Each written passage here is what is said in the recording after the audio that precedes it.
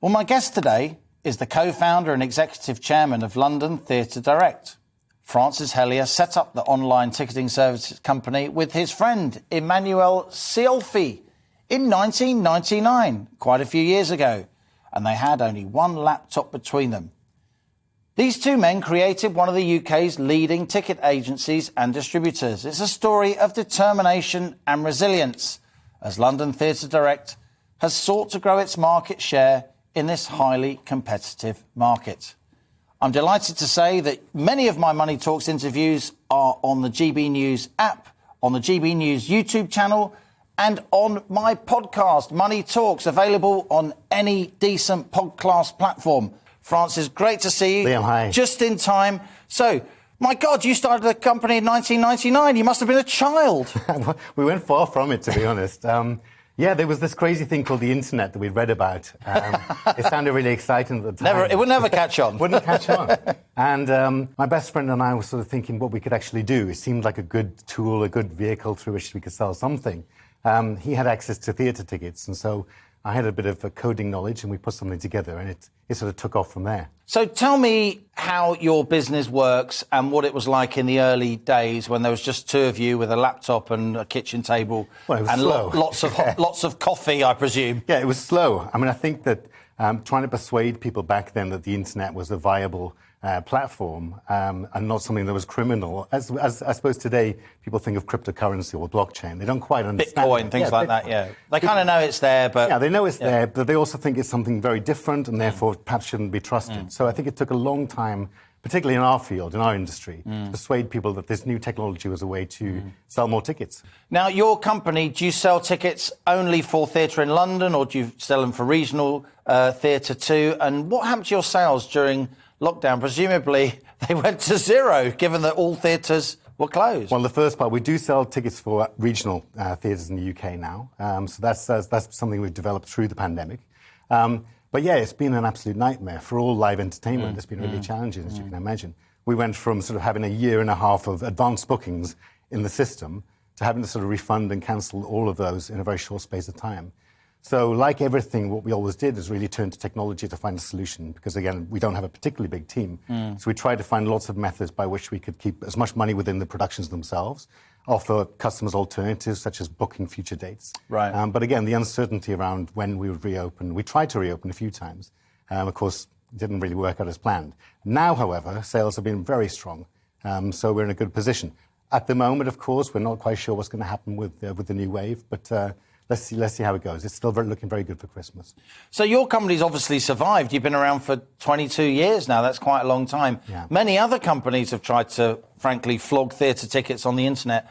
Why have you guys survived? What's different? And what kind of market share do you now have? Well, I've always been a big fan of disruption and innovation. So where we could, we've always used technology as our way through. We're one of the first companies to connect directly into the box office system through API, it's called. I'm trying to find new methods of getting those tickets sold, but also putting the customer first, making sure that the customer journey is efficient as possible, and offering them new tools of payment, for example, Amazon Pay or Google Pay, that sort of thing. And presenting live interactive seating plans so people can choose exactly where they want to sit. So that didn't happen before the innovations that we sort of created. And what kind of market share do you now have? It sounds to me like it must be quite a competitive business, but it stands or falls on access to those box offices across London's theatre land and the regional theatres too. We make up a good chunk of it. I think because of the pandemic, we're not quite sure where we stand at the moment. But people, of course, do go directly to theatres. But I think what we do is we consolidate access. We're able to show all the different products available. So that's why people feel confident in what we offer. So presumably tickets cost a little bit more via London Theatre Direct than they would be if you went to, you know, one of the famous theatres directly, whether in London or elsewhere in the UK. That's absolutely true. So some of the tickets may be slightly more expensive, some might be more reasonable booking through London Theatre Direct. So it's a balance, really. And what would you say to those people who don't go to the theatre? The theatre is still kind of, you know, lots of people are in school plays and so on, but it's still not seen as something for everyone in this country, is it? Just like classical music and the opera. What would you say to those who think perhaps the theatre's a bit highbrow, it's not for them, or I'd rather just go and see a movie, or maybe I'll just sit at home and watch a movie? I mean, I think my view is always give it a shot, try something new always. I think there's lots of, what's really exciting at the moment, there's lots of new productions like Six the Musical and Juliet, which are bringing in new audiences, younger audiences into theatre. And of course, we've got great things like Back to the Future, for example. So you have that connection between the movie and seeing on stage. And that's a great show as well.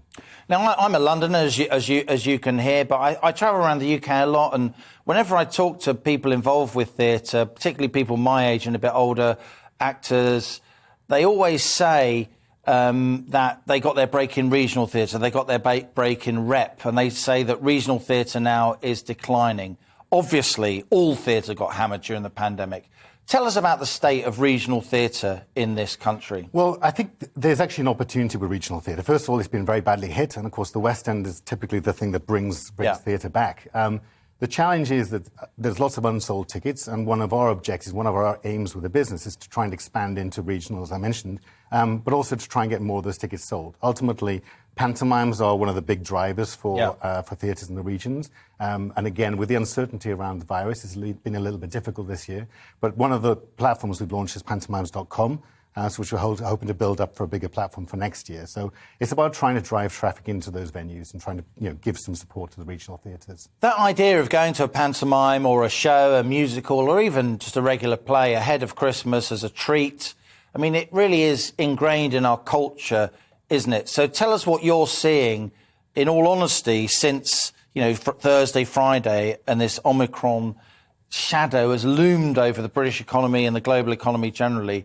What does something like that do to sales of theatre tickets? Well, I think theatre goers have been so desperate to get back that I think that they're also very conscious of the systems in place. Each theatre feels very safe. If you actually go to see a West End show, you'll feel very confident in the measures that each individual theatre's put in place.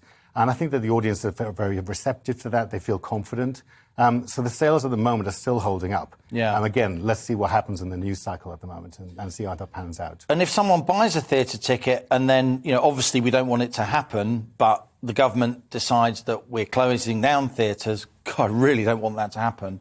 What happens to people's money? Do they get it refunded, or would you say to them, well, look, we've got your credit, buy yourself another ticket in the new year? People can be confident that when they buy tickets, that if that happens, they'll get a full refund, including any booking fees. But we do offer our customers the option to have a voucher where they can redeem it themselves online, and they can actually book for something in the future. I think lots of theatre lovers and theatre fans really do want to support theatre, therefore they tend to take that option. And just remind us where the UK stands in the sort of global pantheon of drama, live theatre across the world. Are we still a superpower? Yeah, we are. Is London's Theatreland still a massive draw? Absolutely. Can our regional theatres, not just in the big cities, Manchester, Sheffield, Leeds and so on, but in smaller cities and towns too, also come in on the coattails of that juggernaut that's London's Theatreland? I think so. I think it's about stitching up the marketplace. I think it is about providing the option to book not just for London, but book for regional theatre as well. It's not just about London separating the regions. We need to provide platforms that people can choose wherever they are. They can go and see those shows. Well, Francis, it's been good to talk to you. London Theatre Direct. Best of luck with your business and stay in touch, and we'll get you back another time. Thank you so on much. The money to give us an update about how the theatre industry's doing here in the UK. All the very best.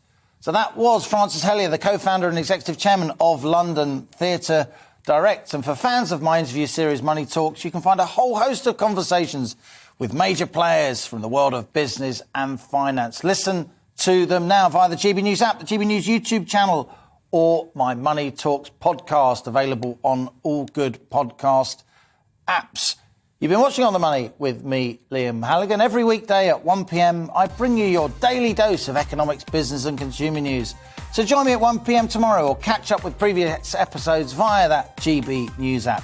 Thanks for joining me today, and I'll see you next time. This is GB News. I'm Liam Halligan, and that was On The Money.